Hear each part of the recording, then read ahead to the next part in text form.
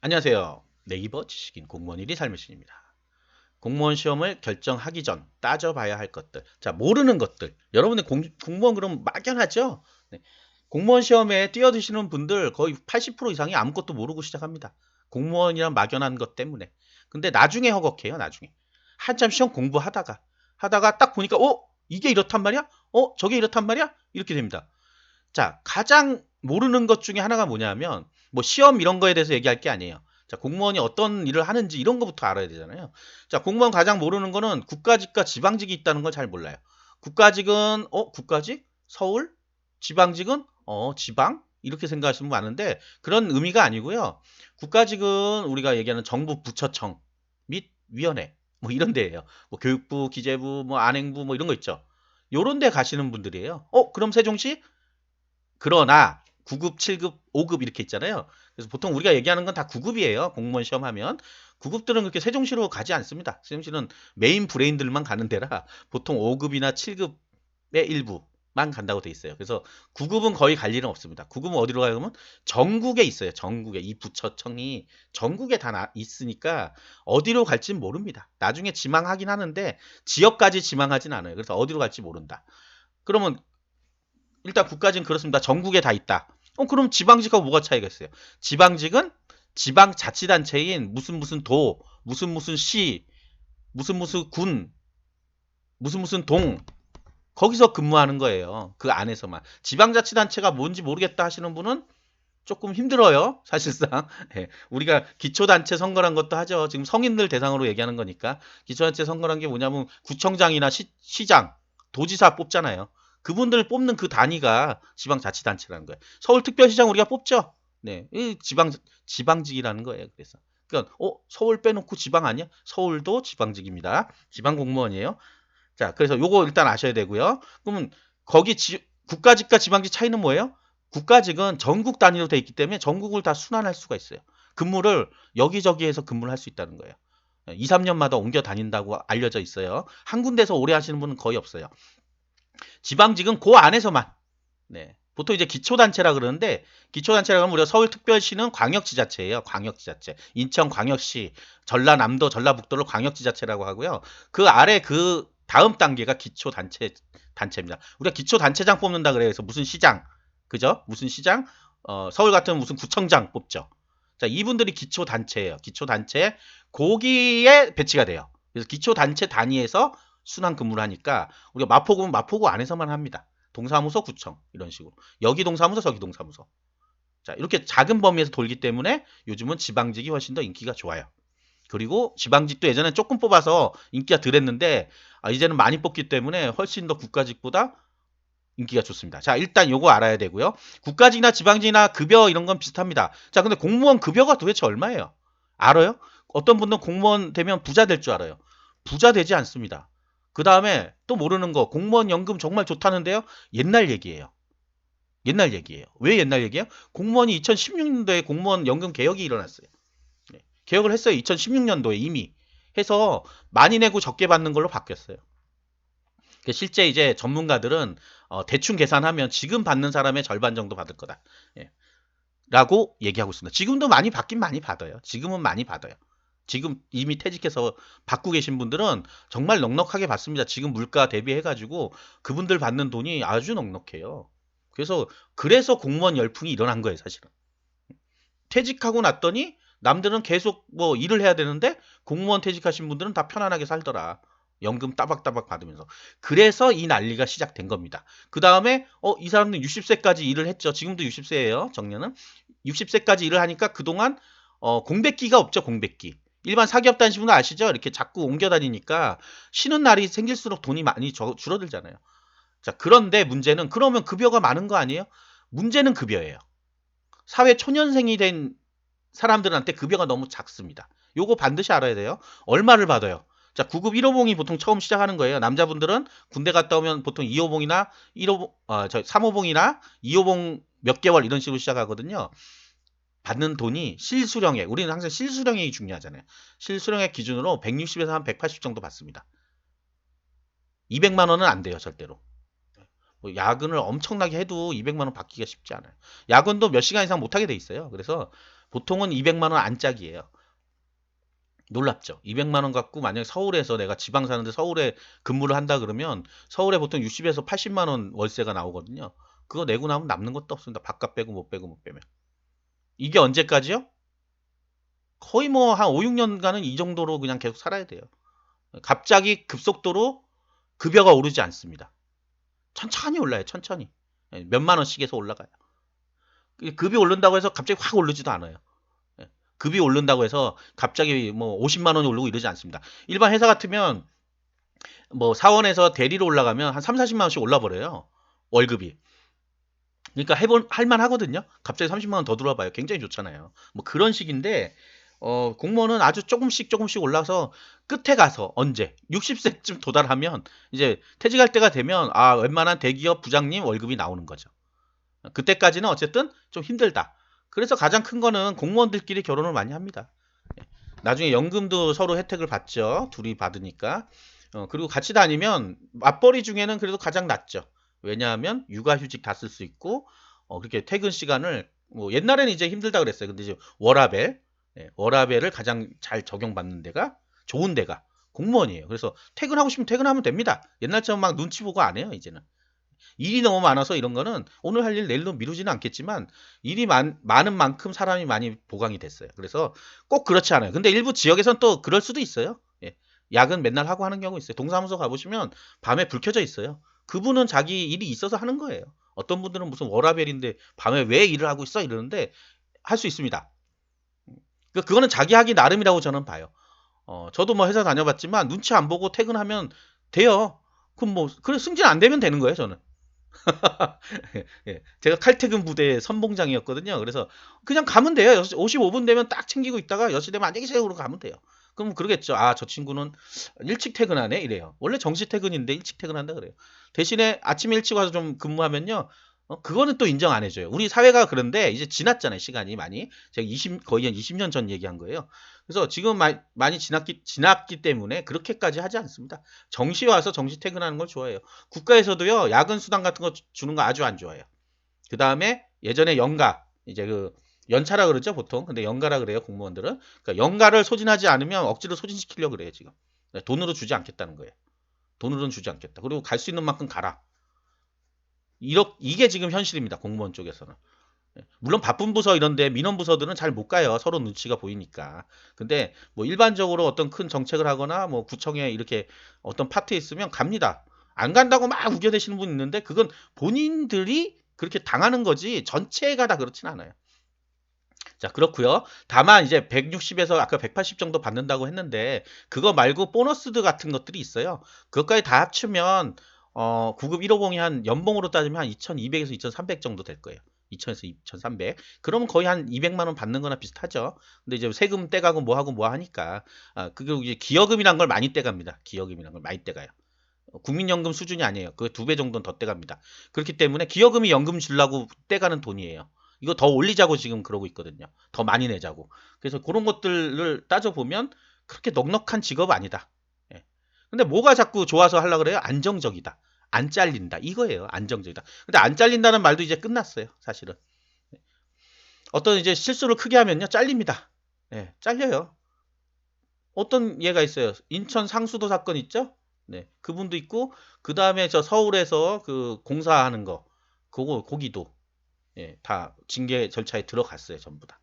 실실 잘려요. 그리고 최근에 대법원 판례 나왔던 것 중에 하나는 대법원에서 나왔던 거는 공무원 근무 중에 로스쿨 공부하다가 잘렸어요. 그러니까 자기는 부당해고다 해가지고 대법원까지 갔는데 대법원에서도 해고다. 자기 일을 안 하는데 해고죠. 어떤 분들 공무원 돼서 뭐 별로 할 게 없으니까 근무 시간에도 뭐 하면 돼 이러는데 말도 안 되는 소리입니다.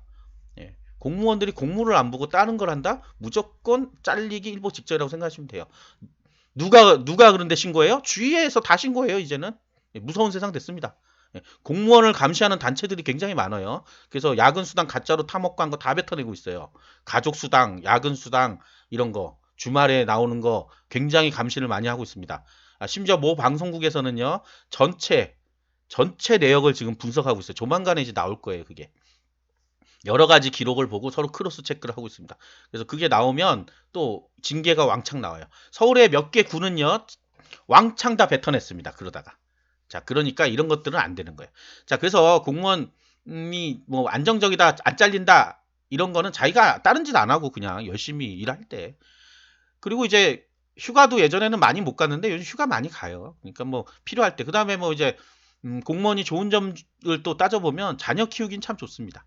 자녀 키우기. 육아휴직을 뭐 눈치 안 보고 승진 뭐 소요 기간에 다 넣어줍니다. 예, 다 넣어주고 그 다음에 나중에 애들 학교에 무슨 뭐 행사 같은 거 있죠? 그럼 그것도 휴가를 줘요. 그건 별도로 휴가를 또 줘요. 그래서 갈 수 있고 면담 같은 거 가면 갈 수 있고.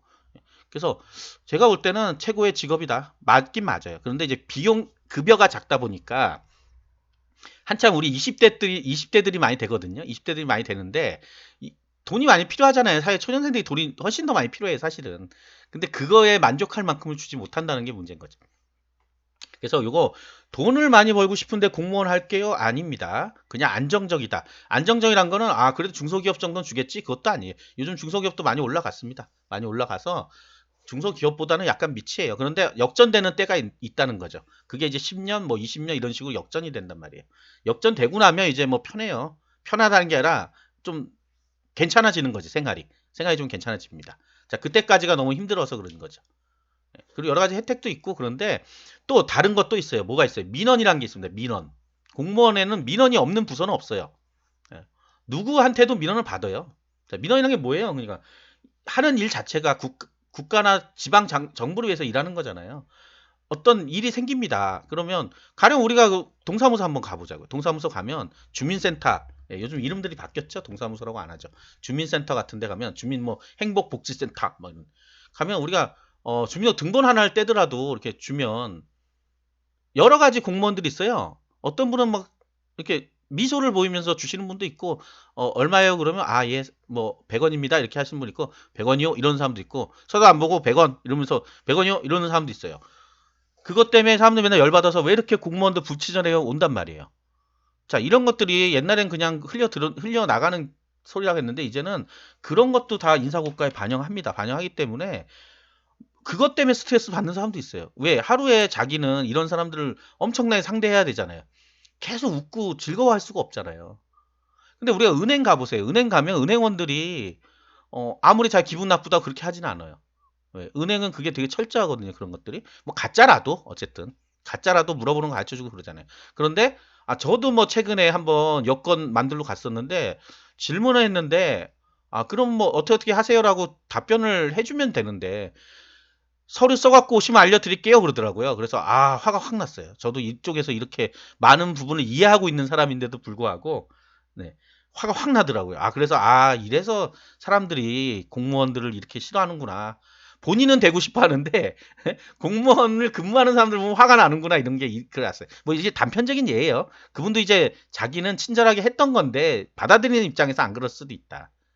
왜냐하면 저 같은 경우는 사기업을 다니면서 어떤 그런 서비스직에 있다 보니까 항상 그런 교육을 받거든요. 말 전화 받을 때는 어떻게 해라, 뭐는 어떻게 해라, 인사할 때는 어떻게 해라. 그래서 뭐 굉장히 기분이 나쁘더라도 고객이 온다 그러면 웃고 뭐 가짜 웃음이죠. 그래도 그렇게는 하고 가르쳐 주려고 노력을 많이 한단 말이에요. 화를 많이 내는 건 아닌데 근데 좀 무뚝뚝하다 이런 부분에서 우리는 불친절을 느끼는데 국가 서비스이기 때문에 어쩔 수 없어요. 근데 이런 게 이제 성격이 안 맞으시는 분들은 문제인 거예요. 공무원이 되면 이 성격 문제가 되게 커요. 그래서 실컷 해가지고 2, 3년 공부해서 합격해가지고 1년 만에 그만둡니다. 굉장히 많이 그만둬요. 1년 안에. 왜? 안 맞다고 생각해서. 이 어렵게 공부했는데 실제는 이게 아니야. 일단 돈 문제도 있고 그 다음에 이런 사람들하고 부대끼는 것도 있고요. 그 다음에 이제 공부를 계속 하다 보면요. 약간 이제 우울증 같은 것도 오고 그래요. 그러니까 대인관계가 없어져 버리잖아요. 혼자서 공부만 하니까. 그러면 여기 근무하는데 되게 적응하기가 힘들 수 있어요. 이게 자기 본인 성격이 그런 사람이라면 이 시험 공부를 하면 안 돼요. 병에 걸려요. 그런 분들은 오히려 학원이나 이런 데 다니면서 사람들은 항상 주위에 있는 데를 가야 돼요. 혼자 집에서 공부하면 안 된다는 거예요. 자, 이런 성격도 굉장히 중요한 거예요. 그리고 어쨌든 국가를 위해서 일하시는 분들이잖아요. 예, 국가의 얼굴에 먹칠하면 안 되겠죠. 조금만 자기가 더 친절하게 한다 그러면 가능해요. 근데 나는 싫어. 사람 만나는 거 싫고 민원인 전화 받기도 싫어. 어떤 분들 전화 안 받습니다. 그래갖고 그러면 그거 다 보고 있어요. 위에서는 저 사람은 민원 처리를 안 하는구나 이렇게. 그리고 민원 부서로 갔는데도 이 사람은 혼자 이렇게 하고 있구나. 공무원이 시간이 되면 승진을 해요. 승진을 하는데 그것도 경쟁이 있어요. 그냥 시간 딱 되면 땡 하고 올려주는 건 아니에요. 승진 최저 연수란 게 있고 승진이 되는 기간이 있고요. 그래도 승진이 안 되면 억지로 올려주는 근속 승진한 게 있는 거예요. 그 남들 다 올라갔는데 나는 못 올라가서 나중에 근속 승진하면 약간은 창피합니다. 그거는 뭐 너무 많이 적체가 돼서 그런 경우도 있는데 본인 인사고과가 나빠서 그런 거예요. 그런 것들도 해야 돼요. 아니면 징계를 먹었다거나 징계 같은 거 먹으면 막 뒤로 처지거든요. 징계를 먹는 이유가 뭐예요? 그런 것들이죠. 내가 제대로 뭘 안 해서. 어떤 분이 인감증명서를 다른 사람 걸 내줘요. 그 사람이 그 집을 팔아먹어버려요. 그 책임이 누구예요? 공무원한테 책임이 있죠. 왜 정확히 파악을 안 하고 해줬냐. 자, 이런 것들도 있으니까 이런 거 하나 작은 실수지만 본인한테는 나중에 큰 걸로 오는 거예요. 아, 진짜 실제 대출 받으러 갔다가 대출 거절받은 사람이 있어요. 그래갖고 최근에 뉴스에 났습니다. 이런 것들이 안 맞는 분들은 하면 안 된다. 예, 굉장히 꼼꼼하게 잘 따지는 분들이 해야 돼요. 공문이 내려오는데 공문 한 장 글자를 잘못 읽어서 징계를 받는 분도 있어요. 아, 그까지 징계 받고 말지. 그런데 징계란 게 우리가 생각하는 그냥 뭐 저런 게 아니에요. 어떤 거는 감봉도 있고요. 감봉이 되는 것까지 괜찮아요. 뭐 돈 안 받으면 되잖아요. 근데 그게 승진이라든지 모든 거에 다 연동이 돼 있어요. 그러니까 이제 앞으로 직장 생활 쉽지가 않습니다. 공무원 생활 쉽지가 않아요. 자, 그렇게 되지 않기 위해서는 꼼꼼하고 항상 성격이 그래야 돼요. 그래서 그런 것도 꼭 생각을 해야 된다. 자, 가장 중요한 거 얘기했어요. 돈 얘기했고요. 그 다음에 성격 안 맞고 이런 일을 한다. 이런 일을 하는 것도 모르고 시작하시는 분들은 아닙니다. 무조건 나는 합격만 하면 돼. 안 됩니다. 왜 안 돼요? 주로 이런 분들이 군 지역이나 조금 외진데로 가요. 군 지역이란 건 뭔지 알죠? 시군 할 때 군이에요. 좀 이렇게 경쟁률 낮은 데로 찾아가는데 1년을 못 버텨요, 대부분 다. 자, 못 버티고 또 시험 공부합니다. 시험 공부하니까 또 생활이 괴롭죠. 예. 공무원을 하면서 시험 공부를 해요. 그때쯤 되면 이제 밤에 나갈 데도 없고 할 일도 없고 어디 혼자 이제 자취하고 이러니까 그런 것도 잘 생각해야 되는 거예요. 그게 합격만 해서 될 일이 아니에요. 어떤 본인 성향을 잘 알아야죠. 거기 가서 사람들 잘 사귀고 하면 뭐 발전 가능성도 있고 있어요, 분명히. 근데 나는 외로운 시골 와서 이게 뭐 하는 일이지? 이러고 나는 빨리 다른 이제 대도시로 가야 되겠다. 시험 공부만 매일매일 하니까 사람들 만나도 별 얘기 안 하고 사람은 그 동사무소나 이런 데 있으면 면사무소라 그러죠. 그런데 오면 사람은 그렇게 많이 안 오거든요. 그러면 또 그 본인 책 이렇게 보고 있고 그러면 주위에서 보거든요. 주위 사람들이 항상 보잖아요. 그럼 쟤는 뭐 문제가 있다 이렇게 되는 거예요. 힘들죠. 자, 그래서 무조건 경쟁률 낮고 뭐 나는 합격만 하면 된다 그거 아니에요. 자기가 잘할 수 있는 거 그리고 목표했던 걸 해야 되는 거지. 무조건 나는 모르니까 점수가 낮으니까 이 직렬로 난 가야 되겠다. 절대 안 됩니다. 특히 뭐 이제 기술 직렬로 막 가시는 분도 있어요. 안 맞아갖고 많이 퇴사하시고 거기서 막 가르쳐주고 배우고 할 게 많이 없어요. 본인들 기본 지식이 약간 있어야 됩니다. 그런 쪽은 또. 그래서 기사 자격증이나 산업 기사 자격증을 따갖고 오는 거예요. 자, 그런 것도 생각하시고요. 무조건 된다고 되는 거 아닙니다. 그리고 결정적인 거. 자, 뭐예요? 돈이고 뭐고 다 됐어요. 무슨 일을 하는지는 기본 알고, 무슨 일을 하는지 기본적으로는 알고 시험 공부를 시작하세요. 공무원이 뭐 하는 사람인지도 모른 채 동사무소를 한 번도 안 가보셨대요. 할 말은 없어요. 우체국을 한 번도 안 가봤대요. 그런데 계리직 시험 공부를 하고 있어요. 나중에 계리직이 뭐 하는 걸지 보더니 이게 뭐지? 이렇게 되는 거예요. 사회복지 공무원이 어디서 근무하는지 어디서 일하는지도 몰라요 그냥. 근데 사회복지직을 하고 있어요. 이건 말이 안 되는 거죠. 공무원 공부를 하고 있어요. 공무원 기본입니다. 기본. 뭘 하는 일인지 나한테 맞는지를 알아야 하는 거라 이거예요. 아시겠죠? 오늘 좀 화가 났네요. 네, 너무 그런 분들이 많아서 막상 가서 적응도 안 되고 그만두세요. 그러면 그만두는 건 뭐 자기 의사니까 상관은 없는데 그 때문에 떨어지신 분들은 또 1년을 공부하고 있단 말이에요. 정말 불쌍하잖아요, 사실. 불쌍한 게 아니라 너무 안타깝잖아요. 그 사람들은 그렇게 잘 하려고 했는데 성적이 좀 나빠서 못하는 것 뿐인데 성적이 좀 좋아서 했는데 나는 이 일을 하기 싫어. 이런 분들이 있다는 거는 굉장히 답답한 일이죠. 자, 그래서 반드시 내가 하고자 하는 직렬 어떤 일들을 하는지는 반드시 미리 보셔야 됩니다. 인터넷 찾아보든지요. 제가 이 영상에 보시면 공무원 하는 일이 궁금해라는 영상이 있어요. 국가직, 지방직 해가지고 그것만 봐도 대충은 알 수 있어요. 어떤 그리고 가장 좋은 거 있죠. 한번 가보시면 됩니다.